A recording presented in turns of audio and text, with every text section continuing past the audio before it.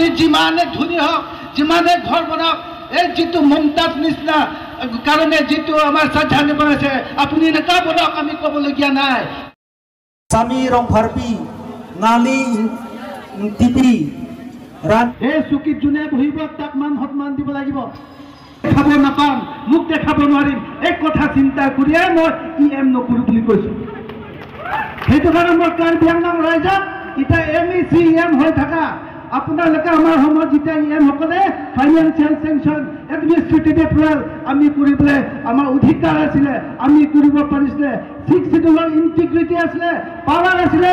আজি সেই EM সকলে একো পোৱা নাই। সেই আপোনালোকে তাত থাকি থাকি একো লাভ নাই। সৰু সৰু কণ্ট্ৰেক্টাৰ, সৰু সৰু যিটো কাম, যি ধৰণৰ মানুহ যিহে কৰিব পাৰে, বেলেগ বেলেগ কেটেগৰী এখেতক কাম কৰিব পাইছিলে।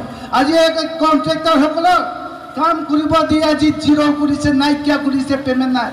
তুহিৰাম ৰংহা আপোনাৰ কথা ইমান ওপৰত লৈ নাযালে হয় যদি আপুনি যদি কাৰ্বি আংলং দুখীয়া ৰাইজক যদি উন্নতি আপুনি যদি অন্যায় নকৰিলেহেঁতেন। আজি কিয় ৰাহুল গান্ধী আৰু আমাৰ গৌৰৱ গগৈ নেশ্যনেল আৰু ষ্টেট লেভেলত ক'বলগীয়া